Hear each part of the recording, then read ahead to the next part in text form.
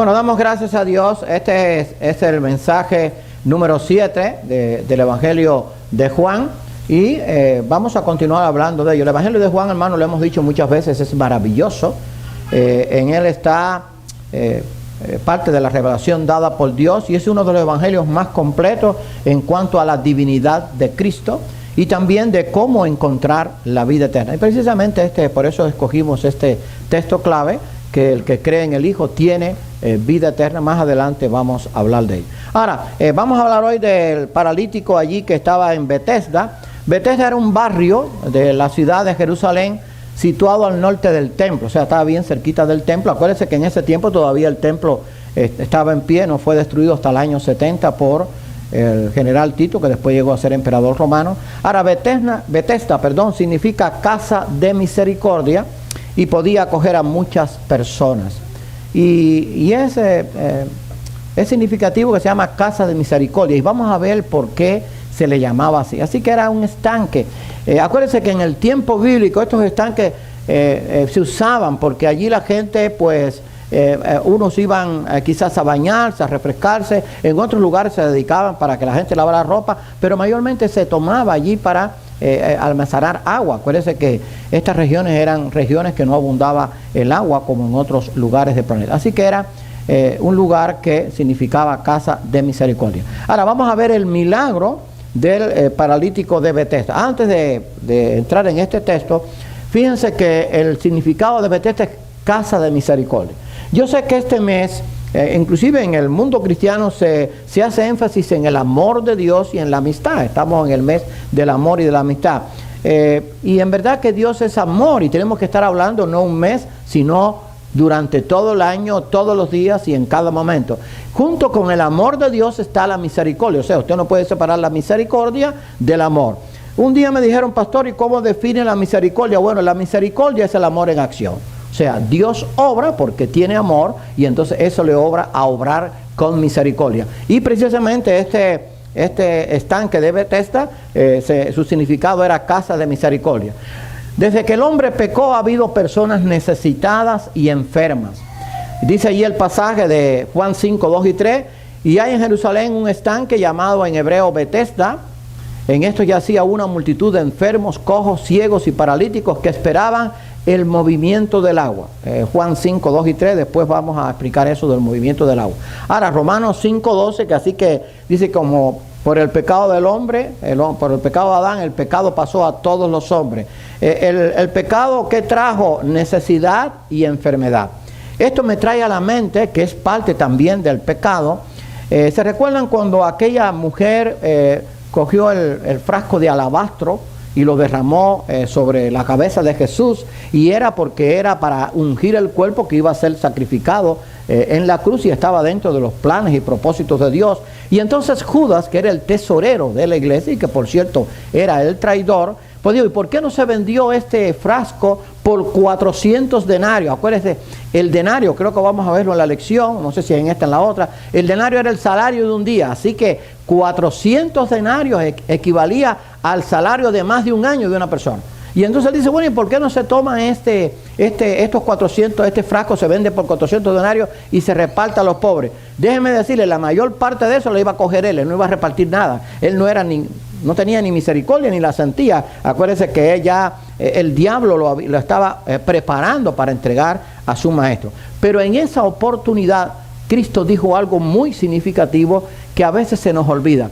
Él dijo, deja que esta mujer haga lo que va a hacer, porque a los pobres siempre los van a tener con ustedes, pero a mí no. Y la pobreza viene como consecuencia del pecado.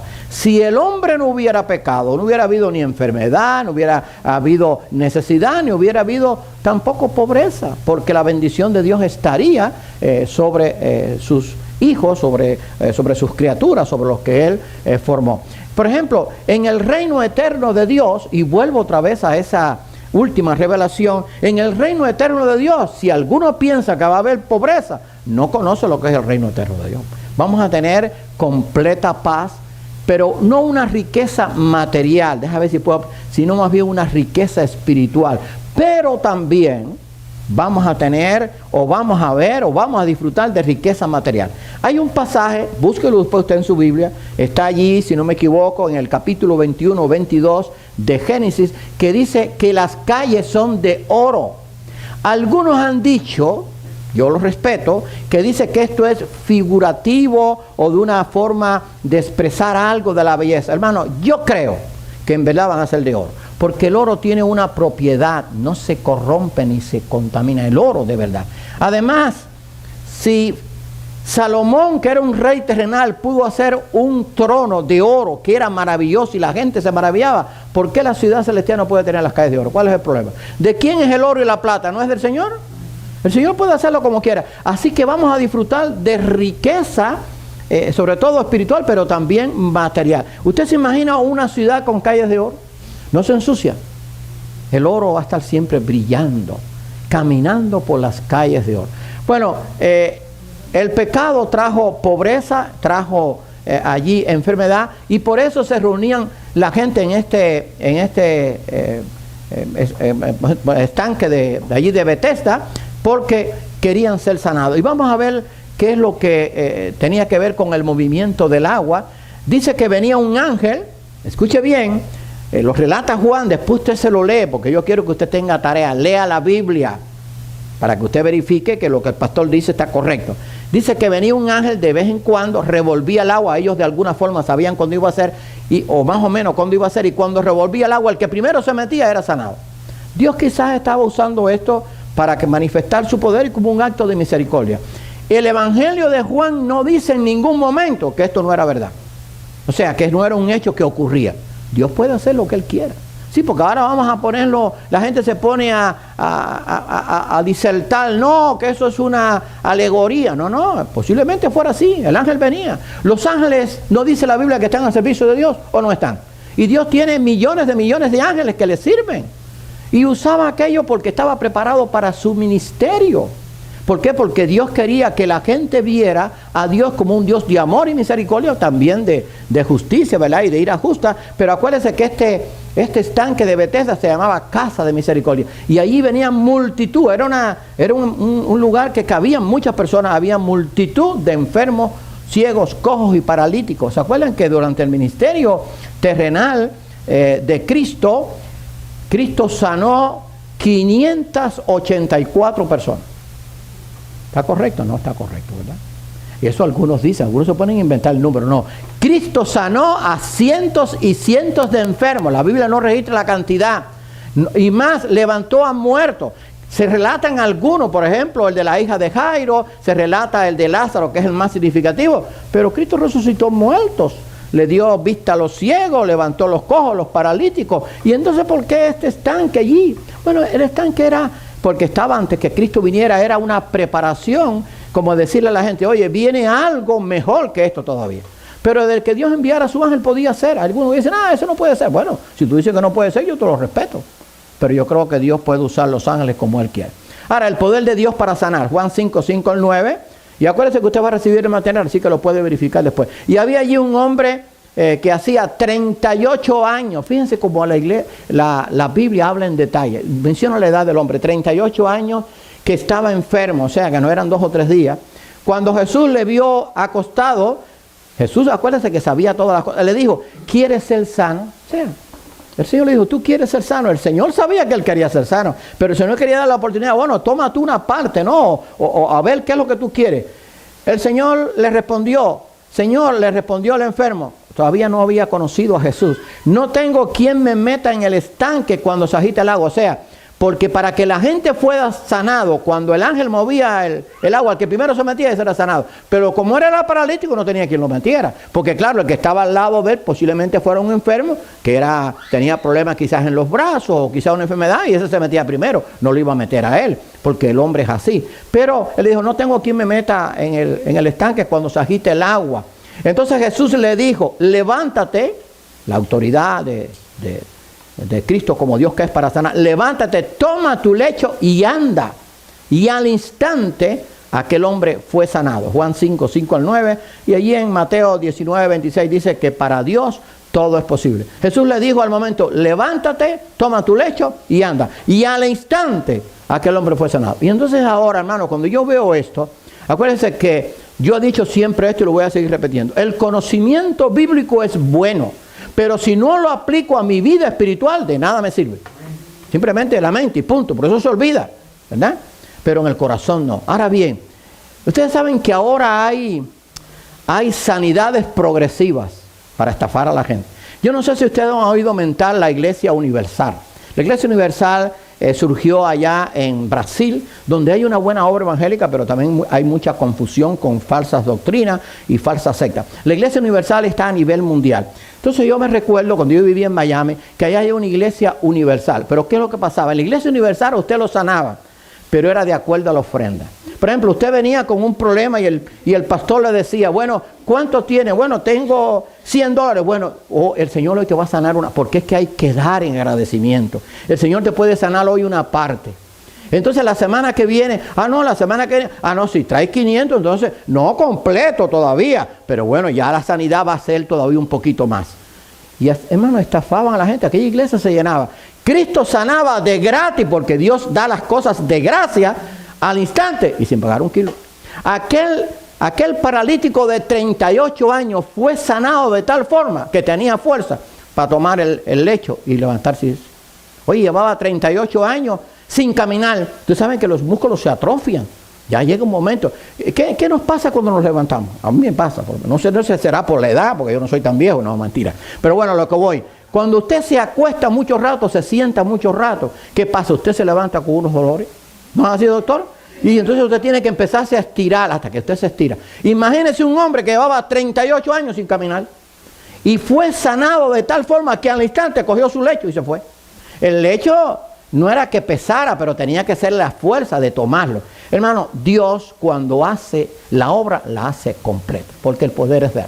Y Dios no hace negocios con el amor ni con la misericordia. Dios es un Dios que da de gracia. Y nosotros como sus hijos, el pastor y ustedes, no podemos negociar con el Evangelio. El Evangelio se da de gracia. De gracia recibiste, das de gracia. Tenemos que dar toda la información y todo lo que enseña la palabra de Dios. Cristo declara a los judíos que es igual a Dios. Acuérdense que los judíos por eso le crucificaron. Y Jesús le respondió, mi Padre, porque el problema es que había sanado a aquel enfermo un día de reposo. Entonces fíjense lo que los legalistas decían. No era que el día de reposo fue malo, porque fue dado por Dios fuera malo, no. Era un día que Dios había establecido para que el pueblo le adorara a Él en el templo. Pero los legalistas lo habían hecho de tal forma que se había convertido todo en una hipocresía. O sea, en el día de reposo, escuche bien, está en la Biblia, escudriñelo, búsquelo. En el día de reposo, si se caía un burro, usted lo podía sacar del hoyo. Pero no se podía sanar a un enfermo. Oh, entonces Cristo se lo dijo. Ustedes son unos hipócritas, sepulcros blanqueados, llenos de huesos secos, generación de víboras. Oye, Cristo no habló nada suave. Entonces hoy, nada light. Hoy cuando el pastor o los pastores que predican la palabra fuerte dicen, oye, pero es que tú no puedes ser más light. No, yo no tengo que ser light. Habla con Dios y dile a Dios que sea light. Porque la palabra de Dios es fuerte. Fuerte para el que persiste en el pecado. Y bien light, bien maravillosa para que el que recibe y entiende quién es Dios. Que es un Dios de amor, de misericordia eterna y también de justicia perfecta. Jesús le respondió, mi Padre hasta ahora trabaja y yo trabajo. O sea, él era el Señor del día de reposo. Por esto los judíos aún más procuraban matarle, porque no solo quebrantaba el día de reposo, sino que también decía que Dios era su propio Padre, haciéndose igual a Dios. Eso está en Mateo 5, 17 y 18. Y si usted busca en la Biblia, ese fue el motivo por el cual le crucificaron. Y entonces ahora dicen algunos que no fue crucificado, que fue puesto en un madero. No sé si lo han visto en fotos por allí de las sectas estas erróneas que hay que orar por ellos, hermano. Hay que orar por esos que están en sectas erróneas. La crucifixión era un método de muerte, una sentencia de muerte que se usó durante todo el Imperio Romano. No solamente fueron crucificados cristianos, fueron crucificados los que eran enemigos del Imperio Romano. Vean los documentales. Sí, porque pues, no me crea a mí, vea los documentales de historia antigua para que los va a ver. Hubo una batalla, yo estuve viendo hace poco ahora el Imperio Romano, por conocer algo, es un documental que está en la televisión, no sé en qué canal está ahí, y lo pusieron, y entonces hubo uno que crucificó a 300 de los enemigos, los tenía crucificados en todo el camino para que vieran que él había ganado aquella batalla. 300, no eran cristianos en ese momento, eran enemigos simplemente, pero era la muerte instituida en el Imperio Romano. ¿Cómo vas a decir que Cristo no fue crucificado? Así que lo crucificaron por eso, por hacerse igual a Dios. La autoridad de Cristo como el Dios encarnado. Poder para dar, porque ahora hay que demostrar bíblicamente a las personas que nos dicen que Jesucristo es Dios, por qué Jesucristo es Dios encarnado, o sea, el mismo Dios. Fue verdadero hombre sin dejar de ser Dios. Y en el Evangelio de Juan es donde más detalles se dan. Vamos a ver la autoridad de Cristo como el Dios encarnado. En primer lugar, poder para dar vida a los muertos. Después usted lo va a estudiar en su casa.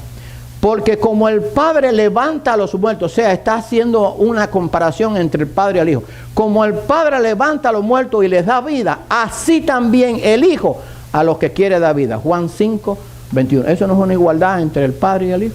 O sea, el Padre levanta a los muertos, pero yo también levanto a los muertos. Por eso Cristo dijo, el Padre y yo uno somos. Creo que eso está en Juan 5:30 o... deja ver si está en Juan 5:30, si no usted lo va a escudriñar. No, está en otro capítulo, pero dice el Padre y yo uno somos. O sea, como el Padre levanta a los muertos y les da vida, así también el Hijo a los que quiere dar vida. O sea, Cristo es también el Dios encarnado. Ahora, en segundo lugar, Cristo es Dios, el Dios encarnado porque tiene poder para juzgar como Dios que es. Porque el Padre, escuche bien, esto es un misterio, que no me pregunte a mí, yo no lo sé. Un misterio que quizás vamos a conocer cuando estemos en el reino eterno de Dios. Pero el Padre no va a juzgar a nadie, sino que todo el juicio dio al Hijo. Juan 5:22. ¿No es eso una demostración de que el Hijo es igual al Padre? Porque ¿quién es el que tiene derecho a juzgar?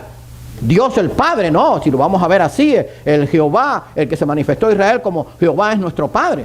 Pero el Padre le dio el juicio, todo el juicio al Hijo.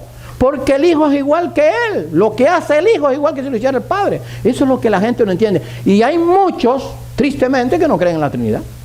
No creen en la unidad de la Trinidad, la divinidad de la Trinidad. Así que esto también poder para juzgar como Dios que es. O sea que estos pasajes que estamos viendo demuestra que Cristo es el Dios encarnado.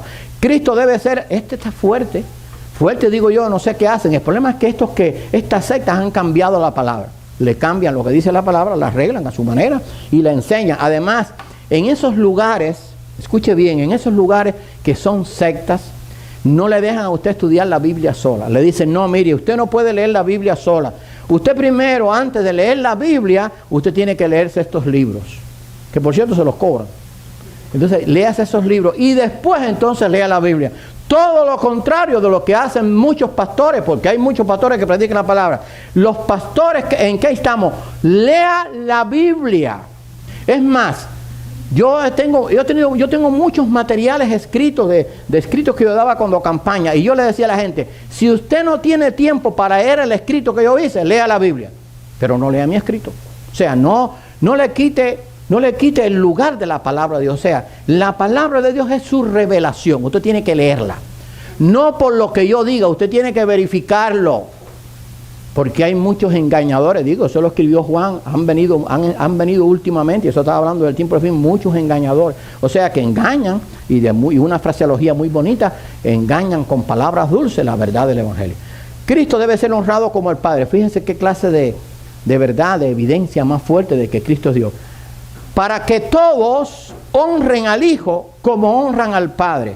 El que no honra al Hijo, no honra al Padre que le envió. Juan 5:23. Ahora bien, ahí no para la cosa. ¿Qué cosa es honrar al Padre? Se lo voy a decir lo más simple posible.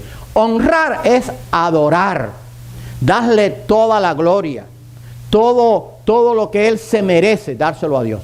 Y si usted va a Apocalipsis, y volvimos con Apocalipsis, cuando Juan fue a adorar al ángel, el ángel le dijo, no me puedes adorar a mí, adora a Dios, es el único que se puede adorar. Yo soy igual que tú. Ahora, cuando dice la palabra que yo puedo adorar al Hijo, igual que adorar al Padre, que los dos son iguales. ¿Se acuerdan que Cristo en varias oportunidades lo adoraron y Él no dijo, no me adores a mí? No, Él no dijo eso nunca. Él se dejó adorar porque es Dios. Así que, para que todos honren al Hijo como honran al Padre, o sea, que como mismo se honra al Padre, hay que honrar al Hijo. Y el que no honra al Hijo, dice que no honra al Padre. Entonces, estas pobres gentes hay que orar por ellos, porque si tú me dices que Jesucristo no es el Dios encarnado, entonces no estás honrando al Hijo como lo que es. entonces tampoco honras al Padre. Entonces tienen un problema serio, por eso van a ser juzgados. Y por eso hay que orar para que se arrepientan y hay que tener misericordia de ellos. Ahora, otra cosa, ¿por qué Cristo es el Dios encarnado? Tiene el poder para dar vida eterna. Eso solamente, miren, yo aprendí hace muchos años, había un postulado, se llamaba postulado axiomático, es algo que no necesita demostración. Eso se estudiaba en geometría. Oye, todavía tengo buena memoria porque eso hace unos cuantos años. Yo tendría, no sé, 16, 17 años. Y entonces decía que nadie puede dar lo que no tiene. O sea, si ustedes me piden a mí ahora 10 millones de dólares para que yo se los dé, no es porque los tenga arriba, ni los tengo en la casa ni los tengo en el banco, yo no se los puedo dar. Nadie puede dar lo que no tiene. Yo ahora voy a decirles algo, yo necesito hoy, fíjate, esto es serio, yo necesito hoy que cada uno de ustedes me dé $5,000 y lo voy a recoger ahorita. ¿Ustedes me lo pueden dar? No, ¿verdad que no me lo pueden dar? Porque no lo tienen. Pero saben que hay gente que son tan estafadores, estoy hablando de esos falsos maestros, falsos apóstoles, que piden los $5,000, le dicen, no, si no los tiene hoy, me los trae mañana. O si no, vende la casa. Yo he visto documentales de recogidas de ofrenda, que en vez de recoger la ofrenda, recogen la propiedad de la casa. Uno que se metió 20 años para pagar la casa y le dio el título de propiedad. Eso lo tengo yo grabado, porque yo los grabo para eso, para que después no me hagan cuento. Oiga, eso es una estafa. Por eso Dios va a ser un Dios de ira justa, porque esa gente han engañado a mucha gente. Entonces, el único que tiene poder para dar vida eterna es el que tiene vida eterna. Si yo no tengo poder para dar, no lo puedo dar. Y entonces el Hijo tiene poder para dar vida eterna. ¿Y por qué tiene poder? Porque Él es Dios. De cierto os digo. Acuérdense que 2 veces quiere decir testimonio válido. O sea, cuando la Biblia dice de cierto, oye, esto es seguro. No es una cosa que es un cuento. De cierto os digo, el que oye mi palabra y crea al que me envió tiene vida eterna. Y no vendrá a condenación, mas ha pasado de muerte a vida. Eso es Juan 5:24. Ahora en Juan 6:47 dice, de cierto os digo, el que cree en mí tiene vida eterna. Eso fue dicho por Cristo. O sea, el que cree en Cristo tiene vida eterna. Ahora, no es posible, porque quiero aclarar esto, no es posible creer en el Hijo sin creer en el Padre, porque es que el Padre y el Hijo son uno. O sea, yo no puedo decir, yo creo en... ¿Saben que hay sectas que además que creen en Cristo? Se llaman los unicitarios, no sé, un nombre de esos raros, porque hay tantas sectas que uno ya a veces se pierde el nombre, vaya la cantidad. Entonces hay gente que dice, no, yo adoro a Cristo, pero no a Dios. No puede ser, porque Cristo y Dios son la misma persona. Es como que ahora, un ejemplo, ustedes digan, yo tengo amistad con el pastor, pero no con Gerardo García. Sí, pero el problema es que Gerardo García y el pastor en este caso es el mismo. Si quieres al pastor, tienes que hacer la amistad con Gerardo García, porque yo no me llamo Gustavo Rodríguez.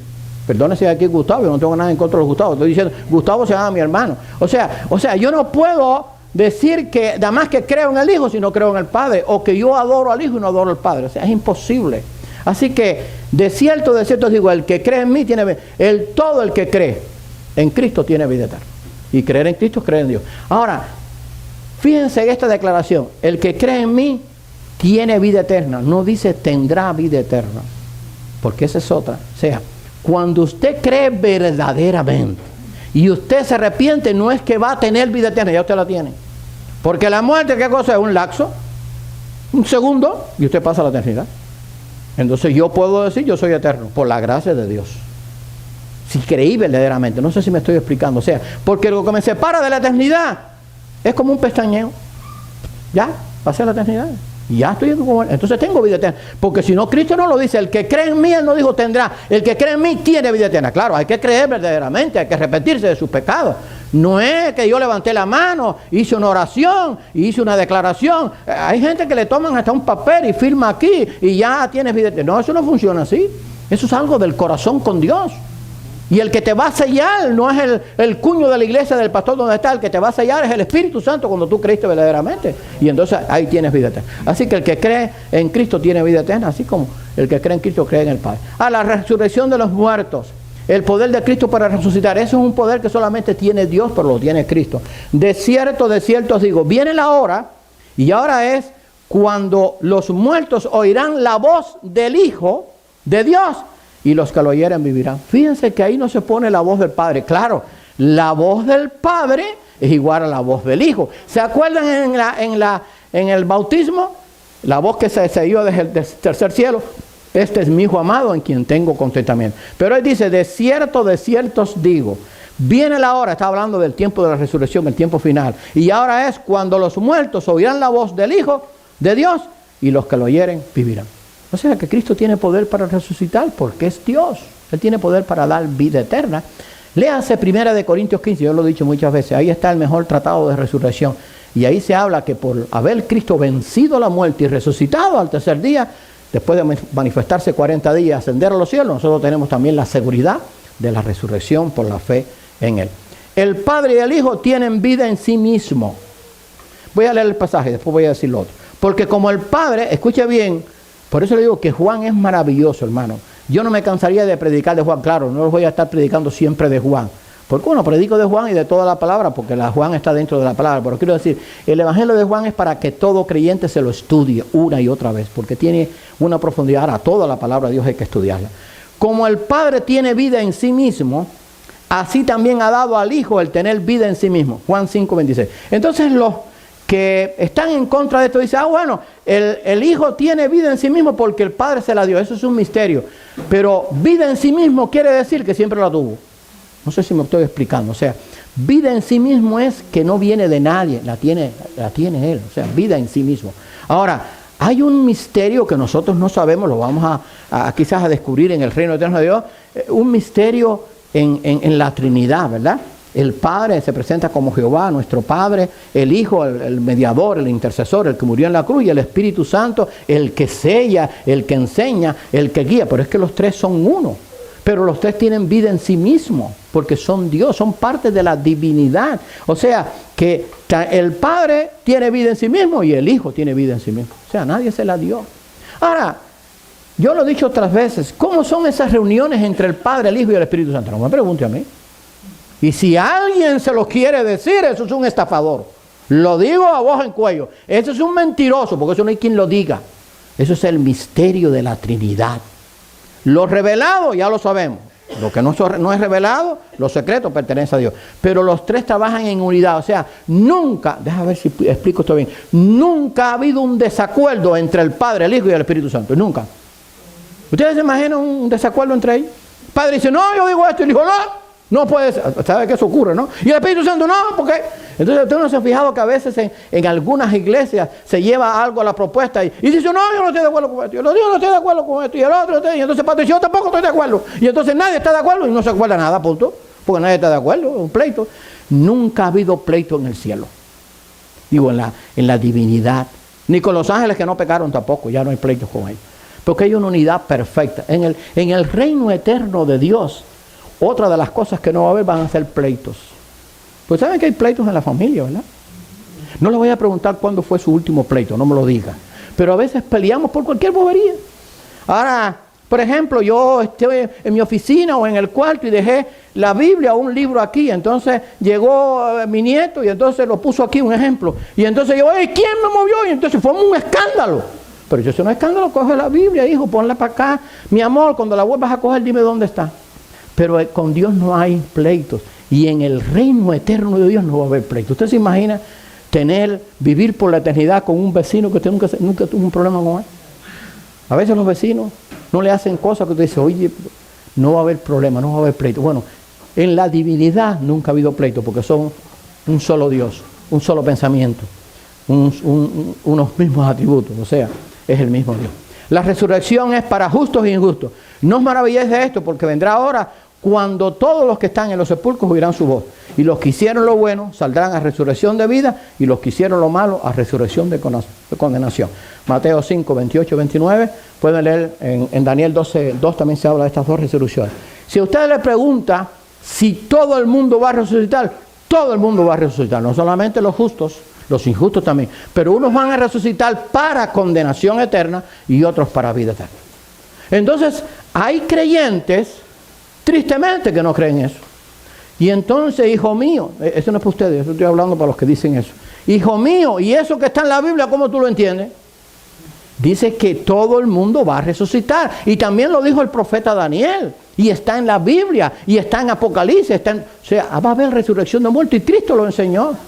Pero unos para condenación eterna, con un cuerpo que sí va a sufrir, y otros para vida eterna con un cuerpo glorificado, inmortal, incorruptible, que va a estar en un reino eterno donde nada inmundo va a entrar, y vuelvo y repito, donde no hay pleitos, una paz perfecta, un amor. Sí, porque ustedes saben que a veces en la familia hay amor, yo no digo que haya, pero hay días que la gente está irritada y entonces te va a dar un abrazo, y no me toques, que no quiero ni saber de ti. Y entonces por la tarde se da aquel abrazo. En el reino eterno de Dios no pasa eso. Siempre va a haber armonía, porque es el reino perfecto de Dios. Bueno, esa es la esperanza que yo tengo. Porque claro, la vida del cristiano es diferente. Si usted está apegado con el Señor, usted va a tratar de sobrellevar las cosas. Miren, a veces la mejor, yo esto lo he dicho muchas veces, yo he tenido que dar, por la misericordia de Dios, mucha consejería. A veces la mejor respuesta es el silencio. Sí, porque viene el esposo, la esposa, la mamá, el hijo, el nieto, con una pila de cosas. No le responda en ese momento, porque usted le va a decir un disparate, porque usted cogió y se le subió el calor, y si ese calor sale es como un volcán en erupción. Yo no sé si ustedes recuerdan, yo antes veía, había un muñequito, un animado, que era del oso panda.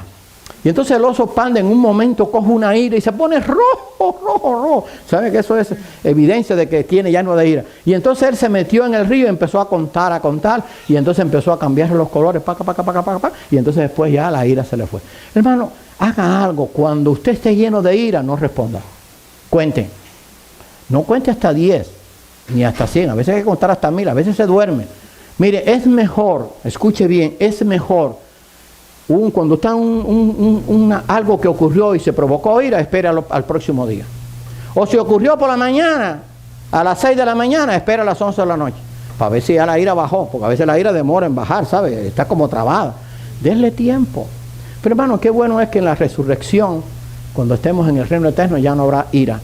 Ya la ira de Dios se dio al mundo, y por lo tanto allí solamente va a estar el amor y la misericordia. El testimonio de Cristo es aprobado por el Padre. El testimonio de Cristo es dado por Dios, no por el hombre.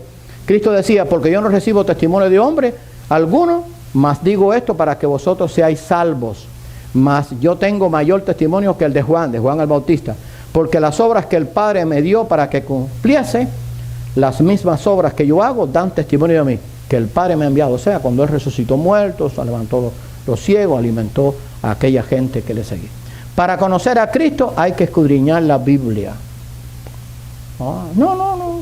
Usted puede conocer claro, Dios obra de muchas formas, porque hay lugares donde no hay Biblia. Pero el consejo de Cristo es que para conocerlo a Él, yo tengo que escudriñar la Biblia. Escudriñar no es leer. Leer es una cosa y escudriñar es otra. Escudriñar es que yo leo un pasaje, ay, ¿por qué el Señor dijo esto? Déjeme buscar la referencia. Usted sabe que la Biblia a veces tiene una referencia abajo, o usted tiene un índice temático, usted tiene una concordancia. Ahora, no lo digo yo, lo dijo Cristo. Escudriñad las Escrituras, porque a vosotros os parece que en ellas tenéis la vida eterna, y ellas son las que dan testimonio de mí. Y no queréis venir a mí para que tenga vida. Se lo estaba diciendo a los fariseos y a los escribas, que no escudriñaron las Escrituras. Por eso lo crucificaron, porque no entendieron que era el Mesías. Si lo hubieran escudriñado, se hubieran dado cuenta que todas aquellas profecías y todos aquellos símbolos de cuando se sacrificaban los corderos, estaban mirando al Mesías, que no era otro que Cristo. Cristo habla de la dureza de corazón de los judíos y de la futura venida del anticristo. Gloria de los hombres no recibo, mas yo os conozco. Estoy hablando con los fariseos y los escribas. Que no tenéis amor de Dios en vosotros. Yo he venido en nombre de mi Padre y no me recibís. Si otro viniera en su propio nombre, a ese recibiréis. Si usted va al idioma griego, que fue en el idioma que se escribió el original del Nuevo Testamento, ese otro quiere decir otro igual. Los judíos rechazaron a Cristo que vino en su propio nombre, pero otro, que vino en el nombre del Padre, pero otro va a venir en su propio nombre y lo van a recibir. No va a ser otro que el anticristo, que está a las puertas. Y yo le voy a dar una tarea, ya se lo he dado unas cuantas veces, no sé si usted la ha hecho. Pregúntale a un judío, no judío cristiano, porque hay judíos que ya han reconocido a Cristo. Pregúntale a un judío que está esperando. Yo lo he hecho. Al Mesías. ¿Pero qué Mesías está esperando, hijo mío? Si ya el Mesías vino hace 2000 años. El Mesías que están esperando tristemente va a ser el anticristo, que los va a engañar. Porque acuérdense que anticristo quiere decir uno que va a suplantar a Cristo y uno que va a estar opuesto a Cristo, las dos cosas. Y se va a presentar en los primeros 3 años como el que va a producir la paz, y va a engañar a las naciones, al pueblo judío, y después pone la gran tribulación. Si no creían a los escritos de Moisés, tampoco podían creer en Cristo. No penséis que yo voy a acusaros delante del Padre. Hay quien os acusa, Moisés, en quien tenéis vuestra esperanza, porque si creyeses a Moisés, me creeréis a mí, porque de mí escribió él. Pero si no creéis a sus escritos, ¿cómo creeréis a mis palabras? O sea, los judíos, él les estaba diciendo, yo no voy a acusarlos, los voy a acusar lo que ustedes saben, las escrituras. Si usted va al libro de Apocalipsis, volvemos al libro de Apocalipsis, dice que cuando estemos entre el trono blanco, los libros van a ser abiertos. ¿Qué libro? Bueno, va a ser primero abierto el libro de tu vida y mi vida. Ahí va a estar todo escrito, lo bueno y lo malo que hicimos. El segundo libro, digo, ese es el orden que yo pongo, a lo mejor no es ese orden. El segundo libro es la Biblia, todo lo que Dios dice en su palabra. O sea, hiciste lo que está aquí, obedeciste esto, te guiaste por esto. Y el otro libro es el libro de la vida. Si no estás inscrito, no hay apelación. Porque el mismo juez es el abogado. Y si el juez te condena, ¿cómo le vas a pedir al que te condenó que después que te absuelva? No hay absolución. Si el juez condena, que es Cristo, porque Cristo es juez y abogado. Abogado defensor de los que hemos creído y juez acusador para aquellos que le han negado. Así que en el día del juicio estos fariseos van a ser acusados por su propia escritos, por los escritos de Moisés, por la propia palabra que conocían. Y con esto terminamos. Si queremos conocer mejor a Dios, tenemos que escudriñar cada día su palabra con oración y dependiendo de la guía del Espíritu Santo. No es por vanagloria, no es porque yo me crea mejor que ustedes, no es porque yo lleve más años en el Evangelio. El problema es que todos podemos escudriñar la palabra de Dios, pero hay que hay que orar y hay que depender de la guía del Espíritu Santo. Si usted no ora y deja que el Espíritu Santo le guíe, usted no va a entender esto, punto. Porque mucha gente ha tratado de hacerlo y no ha podido. Y además eso Cristo lo dijo, el que les va a guiar y va a enseñar es el Espíritu Santo. Ahora la pregunta es, ¿quién está con nosotros ahora, sea con la iglesia, con el pueblo de Dios? ¿El Padre? No. ¿El Hijo? No. Está el Espíritu Santo. Voy a explicar esto, terminarlo, para que no se quede en el aire. Ahora, en este momento, ¿cómo está la cosa? El Padre está en el tercer cielo sentado en su trono. A la diestra del Padre está el Hijo. Y aquí en la tierra está el Espíritu Santo que mora en el creyente, vive en el creyente y guía al creyente. Ahora bien, si yo digo que Dios está conmigo, ¿está bien dicho? Sí, porque el Hijo y el Padre, digo, el Espíritu Santo y el Padre es el mismo. Si yo digo que Cristo está conmigo, sí, porque el Hijo y el Espíritu Santo son el mismo. Pero Dios tiene su función. Pero tenemos que escudriñar las Escrituras guiados por el Espíritu Santo. Fíjense que Cristo no dijo, y que reciban la guía del Padre. No, porque es que Dios le dio en ese acuerdo que hubo en la Trinidad, le dio esa capacidad o ese legado al Espíritu Santo. Ahora, no puedo orar al Espíritu Santo, que eso lo veo a veces mucho. No ore al Espíritu Santo. Usted tiene que orar. La oración va dirigida al Padre, va a ser guiada por el Espíritu Santo y terminada en el nombre de Cristo. Esa fue la enseñanza que Cristo dio. Yo no la puedo violar. Pero cuando yo estudio la palabra, el que me guía para yo entender la palabra es el Espíritu Santo, porque fue determinado por Dios. ¿Y quién va a discutir con Dios? En esa reunión que él tuvo, que fue unánime el voto. Ustedes saben lo que es el voto unánime, ustedes lo saben, porque lo han visto muchas veces. No hay oposición, hubo una unanimidad perfecta.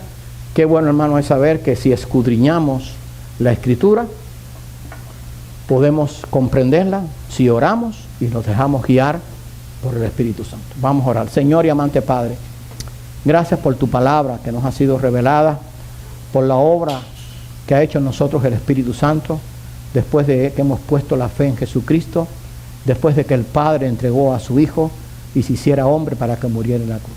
Gracias por esa perfecta unidad entre el Padre, el Hijo y el Espíritu Santo. Y gracias porque te podemos conocer mejor, que con corazón sincero y humillado venimos ante ti y nos dejamos guiar por la obra del Espíritu Santo. Bendice a cada uno de los aquí presentes y ayúdanos, Señor, para hacerte fieles en todo momento y en toda ocasión. Te lo pedimos humildemente en el nombre de tu Hijo amado Jesucristo. Amén.